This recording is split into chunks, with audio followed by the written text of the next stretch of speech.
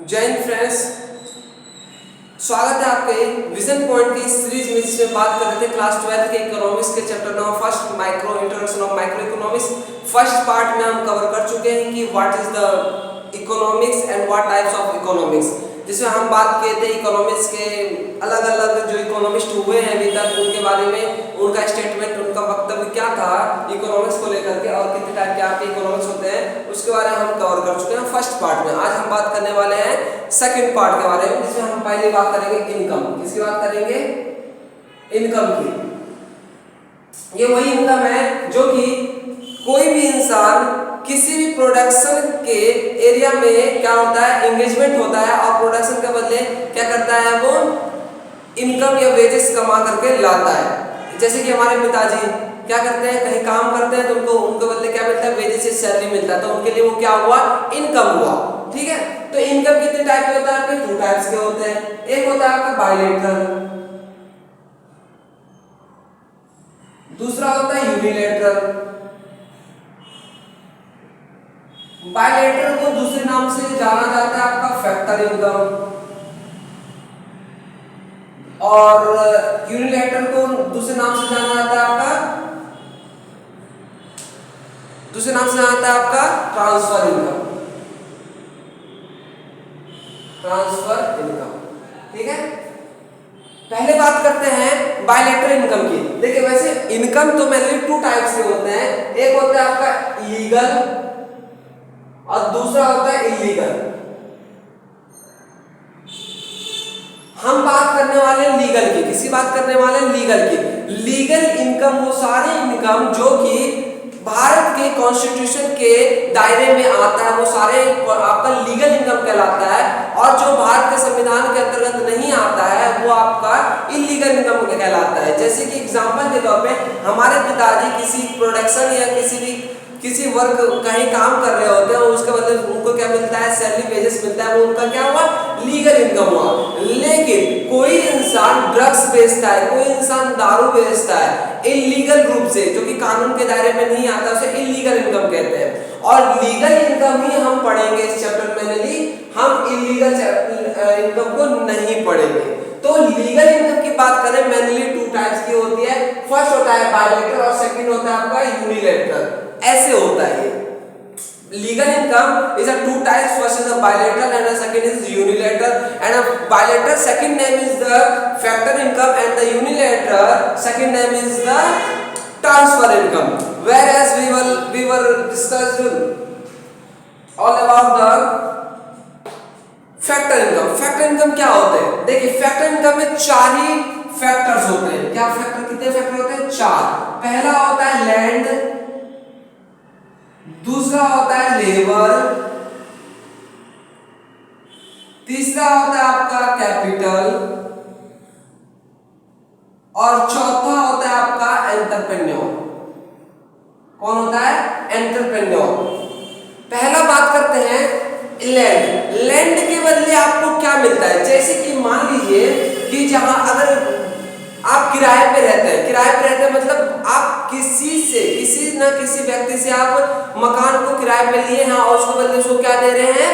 पैसे दे रहे हैं, रेंट दे रहे हैं। तो लैंड के बदले आप क्या देंगे? रेंट देंगे। क्या देंगे? रेंट देंगे। तो ये क्या हुआ? Factor income, bilateral. बाय मतलब यहाँ पे होता है कि दोनों तरफ से क्या हो रहा है, आपका ट्रांसफर हो रहा है।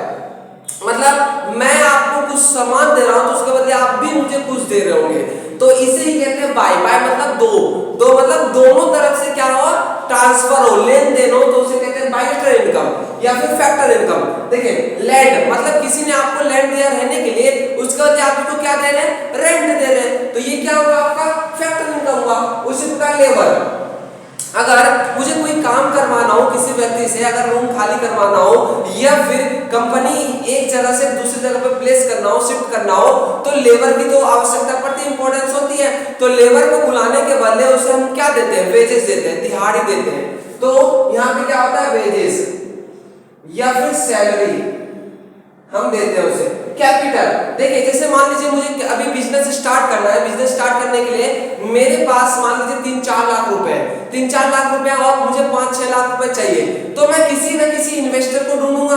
इन्वेस्टर को ढूंढूंगा तो उसको मुझे क्या देना पड़ेगा, इंटरेस्ट देना पड़ेगा। तो उसने जो मुझे कैपिटल दिया, उसने जो मुझे पैसा दिया, उसके बदले मुझे क्या पे करना पड़ेगा, इंटरेस्ट। क्या पे करना पड़ेगा, इंटरेस्ट। तो जो मैंने कैपिटल लिया उसके बदले मुझे क्या देना पड़ेगा, इंटरेस्ट देना पड़ेगा। चौथा एंटरप्रेन्योरशिप। ये एंटरप्रेन्योरशिप जो सुन रहे हैं ये बहुत ही ऑसम वर्ड है। अगर आप इसको समझ लिए, पूरे सेशन के 2023 और 24 में हम इसी के ऊपर बात करेंगे कि एंटरप्रेन्योर हम कैसे बन सकते हैं, एक इंसान कैसे एंटरप्रेन्योर बनेगा और कैसे एक इंसान एंटरप्रेन्योर जो होता है वो पूरे देश को चलाता है। जैसे कि इंडिया को भी कौन चला रहा है, एंटरप्रेन्योर। अमेरिकन कंट्री जो कि इतना सुपर पावर है उसको भी कौन चला रहा है, एंटरप्रेन्योर ही चला रहा है। सब चर्चा करेंगे धीरे धीरे। एंटरप्रेन्योर के जैसे एंटरप्रेन्योर कौन होता है, जो कि अपना माइंड देता है। मान लीजिए एक बिजनेस खोलना है, मैंने क्या किया, कैपिटल ले लिया, अब मेरे पास कैपिटल है, अब मुझे बिजनेस ग्रो करना है। ग्रो करने के लिए मान लीजिए मैंने जितना अपना दिमाग लगाया लगा लिया, अब मुझे किसी का सलाह की आवश्यकता है। जब मैं उसे सलाह लूंगा किसी एंटरप्रेन्योर से, किसी बिजनेसमैन से, तो उससे क्या, उसको मुझे क्या देना पड़ेगा, प्रॉफिट देना पड़ेगा। क्या देना पड़ेगा, प्रॉफिट देना पड़ेगा। तो मैनली आपका बायलैटरल इनकम बोलिए या फिर फैक्टर इनकम बोलिए, मैनली 4 टाइप के होता है। एक होता है लैंड, जिसके बदले आप रेंट देते हैं। दूसरा होता है लेबर, जिसके बदले आप वेजेस या सैलरी देते हैं। तीसरा होता है कैपिटल, जिसके बदले आप क्या देते हैं, इंटरेस्ट देते हैं। चौथा होता है एंटरप्रेन्योर, जिसके बदले आप क्या देते हैं, प्रॉफिट देते हैं। अब बात करते हैं, हम किसकी बात करते हैं, ट्रांसफर इनकम की। अब देखिए ट्रांसफर बोलिए ये यूनी मतलब होता है 1, क्या होता है, यूनी मतलब होता है 1 और बाय मतलब क्या होता है 2। ये दोनों साइड से क्या हो रहा था, एक्सचेंज हो रहा था किसी ना किसी चीज का। लेकिन यूनी मतलब 1, एक ही तरफ से कुछ जाता है, दूसरी तरफ से कुछ नहीं आता है। इसे ही कहते हैं आप यूनिलैटरल इनकम या ट्रांसफर इनकम। जैसे कि एग्जांपल के तौर पे आप रास्ते पे जा रहे थे और आपको एक पुअर मिल गया, बेगर मिल गया जो कि भीख मांग रहा था। आप उसको 10 रुपए दे दिए, 20 रुपए दे दिए, 100 रुपए दे दिए। तो मतलब आप उनकी क्या के हेल्प किए, लेकिन उसके बदले उन्होंने आपको कुछ दिया, नहीं दिए। मतलब यहाँ पे ऐसे समझ सकते हैं कि आप कुछ दें लेकिन उसके बदले कुछ एक्सेप्ट न करें कि आपको भी कुछ मिलेगा, उसे ही आप यूनिलैटरल या ट्रांसफर इनकम कहते हैं। जैसे कि एग्जांपल के तौर पे मैं बता दूं, चैरिटी हो गया, जैसे एग्जांपल डोनेशन हो गया, जैसे एग्जांपल के तौर पे आप कुछ भी बोल सकते हैं, गिफ्ट हो गया। अगर आपका मान लीजिए आपके भाई का बर्थडे है तो आप उसको गिफ्ट देंगे, क्या उसके बदले एक्सेप्ट करेंगे, क्या आपको भी वो कुछ गिफ्ट दे, नहीं करेंगे ना। तो इसे ही कहते हैं ट्रांसफर इनकम या यूनिलैटरल इनकम। जैसे एग्जांपल के तौर पे बाहर से क्या आ गया, आपका चैरिटी आ गया। बाहर से जैसे मान लीजिए अभी पाकिस्तान डूब रहा है, तो मान लीजिए बहुत सारे देश क्या करेंगे, उस पे पैसे देंगे कि चलो ठीक है 2-4 दिन 1 महीना आप अपने देश को रन कर लो, चला लो। तो उसको उसके लिए क्या मिला, चैरिटी मिला या डोनेशन मिला दूसरे देशों से। तो ये उसके लिए क्या हुआ, ट्रांसफर इनकम हुआ या फिर यूनिलैटरल इनकम हुआ। क्या दूसरा देश जिसने उसको पैसे भेजा, क्या वो एक्सेप्ट करेगा कि वापस देगा, नहीं। क्यों, क्योंकि उसे पता है ये खुद भिखमंगा हो रखा है तो ये क्या दूसरे को देगा। इसीलिए इसे कहते हैं ट्रांसफर इनकम या यूनिलैटरल इनकम, और इसे कहते हैं बायलैटरल, जो कि दोनों तरफ से एक्सचेंज हो। और इसमें क्या होता है, सिर्फ एक तरफ से ही एक्सचेंज होता है। आई होप आपको ये समझ में आ रहा होगा, जल्दी से नोट डाउन कर लीजिए। और मेरे टेलीग्राम चैनल जो कि स्टार्ट हो चुका है विजन पॉइंट के नाम से, उसमें जाकर के आप इस सब का नोट्स ले सकते हैं। जल्दी से ज्वाइन करिए, लिंक आपको डिस्क्रिप्शन में मिल जाएगा। चलिए अब दूसरी चीज बात करते हैं, ये टॉपिक खत्म हो गया। तो अब बात करते हैं हम डोमेस्टिक टेरिटरी। किसकी बात करते हैं, डोमेस्टिक टेरिटरी।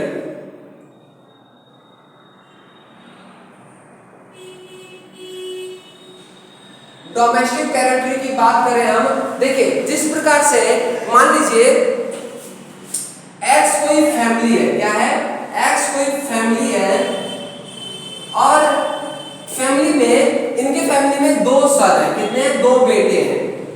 कितने फैमिली हैं, जो इसके डैड होंगे, डैड के 2 बेटे, फर्स्ट एंड सेकंड। मान लीजिए मेरे पिताजी के 2 बेटे, एक मैं एक मेरे बड़े भैया, ठीक है। जो मेरे पिताजी के पास जितने भी प्रॉपर्टी होंगे, क्या उनको जानने का अधिकार होगा, उन दोनों बेटों के पास, मेरे पास और मेरे बड़े भैया के पास, उसी प्रकार जो एक फैमिली है उसके पास दो बेटे हैं, क्या इन दोनों को अधिकार होगा कि मेरे पापा के पास कितने प्रॉपर्टी है, कहां कहां है, जानने का अधिकार होगा ना? आप मानते हैं? ठीक उसी प्रकार आपको ये पता होना चाहिए कि हमारे भारत देश के पास कितनी हमारी प्रॉपर्टी है, उसे ही आप कहते हैं डोमेस्टिक टेरिटरी, जेमन लैंग्वेज में। समझ आया? तो बात करते हैं हम पहले कि क्या क्या है आपका डोमेस्टिक टेरिटरी। पहला होता है आपका फिजिकल बाउंड्री। क्या होता है पहला आपका? Physical boundary of India. Physical boundary of India मतलब ये हुआ कि आपके फिजिकल में आपका जो 28 स्टेट और 8 यूटी है ना, यूनियन टेरिटरी, ये सारे प्रॉपर्टी किसका हुआ? इंडिया का हुआ। तो इसे कहेंगे फिजिकल बाउंड्री ऑफ इंडिया। क्या बोलेंगे?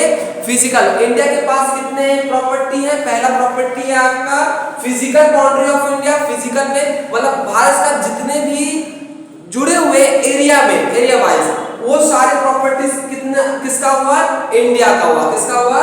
इंडिया का हुआ। किसका हुआ? इंडिया। जैसे कि 28 स्टेट और 8 union territory. And second is water boundary of India. अब ये वाटर बाउंड्री ऑफ इंडिया मतलब क्या हुआ? वाटर बाउंड्री ऑफ इंडिया मतलब हुआ कि जो, जैसे एग्जांपल का आप मान लीजिए, ये आपका साउथ इंडिया है, नीचे का हिस्सा, इधर आपका क्या है? श्रीलंका है। क्या है? इधर श्रीलंका है। इसको मैं जूम करता हूँ। क्या करता हूँ?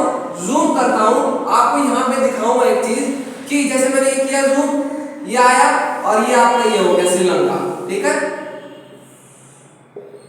ये श्रीलंका हो गया। अब देखिए यहां से लेकर के आपको क्या करना पड़ता है कि वाटर बाउंड्री को डिफाइन करने के लिए 200 नॉटिकल माइल, क्या यहां से लेके इंडिया के एरिया से लेकर यहां तक और श्रीलंका के एरिया तक यहां तक 200 nautical mile, 200 nautical mile. Nautical mile क्या होता है?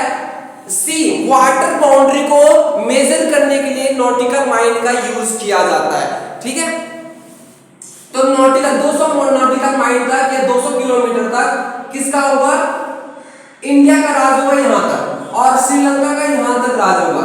ठीक है, तो जो ये 200 नॉटिकल माइल बोलिए, 200 किलोमीटर बोलिए, यहां तक किसका राज होगा? इंडिया का, और यहां तक किसका होगा? श्रीलंका का। और बीच का जो हिस्सा बच जाएगा वो खाली बच जाएगा, ना तो श्रीलंका का होगा और ना ही इंडिया का होगा। और इंडिया का पार्ट बात करें वाटर बाउंड्री ऑफ इंडिया की, तो जो कि 200 नॉटिकल माइल तक हुआ है, 200 किलोमीटर तक जो वो आपका एरिया होगा, वो किसका एरिया होगा? इंडिया का। तो दूसरा मेरा क्या हुआ? Water boundary of India. ऐसे ही सब देश के साथ भी होता है। ठीक है, अब बात करते हैं तीसरा। तीसरा बात करें, तीसरा होता है आपका embassies, embassies rest of the world. Rest of the world, rest of the world. मैं बात करूं एम्बेसीज, एम्बेसीज क्या होती है? एम्बेसीज क्या होती है आपकी? एम्बेसीज जैसे कि एग्जांपल मैं बताऊं कि जैसे कि आपको अमेरिका जाना है। कहां जाना है? अमेरिका जाना है। तो अमेरिका जाने के लिए आपको क्या चाहिए? वीजा, पासपोर्ट चाहिए। वीजा और पासपोर्ट कैसे बनवाते हैं? उनका कोई ना कोई भारत में रिप्रेजेंट कर रहा होगा अमेरिका को, जो कि हमें वीजा या पासपोर्ट बना के देता है। उनका कोई ऑफिस खुला होगा। ठीक उसी प्रकार से किसी rest of the world, India के बाहर के देशों को, मान लीजिए अमेरिकन लोगों को इंडिया आना है। इंडिया आने के लिए क्या करना पड़ेगा? उनको पहले वीजा पासपोर्ट बनाना पड़ेगा। वीजा पासपोर्ट के लिए किससे अनुमति लेना पड़ेगा? यहाँ के नेतृत्व में, गवर्नमेंट के नेतृत्व में वहां पे एक ऑफिस खुला होगा। क्या खुला होगा? ऑफिस खुला होगा, और वहां पे हमारे एजेंट बैठे होंगे। वहां पे कौन बैठे होंगे? एजेंट। उनसे वो बात करेंगे कि मुझे इंडिया जाना है तो मुझे वीजा या पासपोर्ट दो। तो जो यहाँ ऑफिस खोल के बैठे हुए हैं, इसे कहते हैं एम्बेसीज। ये एम्बेसीज जितने भी 195 देश हैं, जितने भी देशों में एम्बेसीज हैं हमारे भारत के, वो प्रॉपर्टीज किसका हुआ? इंडिया का। तो तीसरा मैंने क्या लिखवाया? Embassies rest of the world. जितने भी दुनिया में इस देश में कितने हैं, जितने भी आपका एम्बेसीज है भारत का, वो सारे किसकी प्रॉपर्टी हुआ? इंडिया का। अब बात करते हैं चौथे की। किसकी बात करते हैं? चौथे की। रनवेज। किसकी? रनवेज।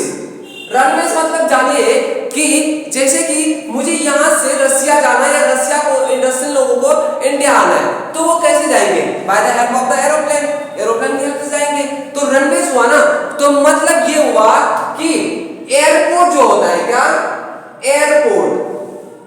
एयरपोर्ट जो मैंने मान लीजिए रसिया जाना है, रसिया जाने के लिए भारत सरकार ने वहां के लैंड पे अपना एयरपोर्ट खरीदा होगा, या फिर क्या किया होगा? या तो परचेस कर लिया होगा या फिर रेंट पे ले लिया होगा। अगर मैं रेंट पे लूं या फिर मैं परचेस करूं, लैंड तो हमारा ही हुआ ना। तो चौथा डोमेस्टिक टेरिटरी क्या हुआ भारत का? आपका रनवेज। क्या हुआ? रनवेज हुआ। क्या हुआ? Runways of India's airport. ठीक है, ये सारे क्या हुआ आपका? चौथा। अब मैं पांचवें की बात करूं। किसकी बात करूं? पांचवें की बात करूं तो पांचवा आपका डोमेस्टिक टेरिटरी क्या हो जाएगा? पोर्ट्स। क्या हो जाएगा? पोर्ट्स। मान लीजिए कि मुझे क्या करना है, मान लीजिए मुझे रसिया के साथ या फिर अमेरिका के साथ या किसी भी XYZ कंट्री के साथ क्या करना है, इंडिया के साथ ये क्या करते हैं? व्यापार करते हैं, मतलब लेन देन करते हैं, ट्रेड करते हैं। क्या करते हैं? ट्रेड करते हैं, व्यापार करते हैं। क्या करते हैं? व्यापार। किसके माध्यम से? समुद्र के माध्यम से। जब समुद्र के माध्यम से क्या करते हैं, ये आपका व्यापार करते हैं, ट्रेड करते हैं, तो जो आपके पोर्ट्स होते हैं, पोर्ट्स को बोलते हैं बंदरगाह। क्या बोलते हैं? बंदरगाह बोलते हैं। तो जितने भी भारत में मैंने लिए 13 ही क्या है? इंटरनेशनल पोर्ट्स हैं। और ये जितने भी पोर्ट्स हैं, मान लीजिए ये भारत का पोर्ट्स है, यहाँ पे गुजरात में कोचीपुरम है, यहाँ पे गोवा में भी है, एक कर्नाटक में भी है यहाँ पे। ठीक है, तो इतने मान लीजिए 13 है। और जितने भी यहाँ पे है रेस्ट ऑफ द वर्ल्ड में भी तो होगा ना पोर्ट्स। वो पोर्ट्स जो कि ट्रेड के लिए हेल्प आता है, इंडिया ने क्या किया होगा? परचेस कर लिया होगा या फिर रेंट पे ले लिया होगा। रेंट पे ले या फिर परचेस पे ले, ये तो हमारा ही हुआ ना वो। तो रेस्ट ऑफ वर्ल्ड में जो पोर्ट्स है जो कि ट्रेड के लिए काम आता है, वो सारे भी किसके अंतर्गत आएगा? Domestic territory. तो मेनली 5 टाइप के आपके डोमेस्टिक टेरिटरी होते हैं, जिसमें से पहला मैंने बताया आपको physical boundary of India, second बताया मैंने वाटर बाउंड्री ऑफ इंडिया, तीसरा बताया embassies rest of the world और runways of India airport. Ports जो कि आपके ट्रेड के लिए काम आता है, ये मेनली आपके क्या होते हैं? Domestic territory. आई होप आपको ये समझ में आया होगा। आज के लिए पार्ट 2 यहीं पे खत्म करते हैं, क्योंकि ज्यादा लंबा वीडियो हो गया। अगले क्लास में हम इसको आगे बढ़ाएंगे। ठीक है, आई होप आपको समझ में आ रहा होगा। समझ में आ रहा होगा तो मैं आपको हार्डली बताऊं तो इस चैनल को सब्सक्राइब कर ले, क्योंकि इस चैनल पे आपको बहुत ही अच्छे अच्छे ज्ञान के सोर्स मिलने वाले हैं। तो आशा है कि आप इस चैनल को जल्दी से जल्दी सब्सक्राइब कर लेंगे। इसका आपको मेरे टेलीग्राम चैनल पे विजन पॉइंट पे क्या मिल जाएगा? PDF मिल जाएगा, वहां से आप डाउनलोड कर सकते हैं। बहुत बहुत धन्यवाद।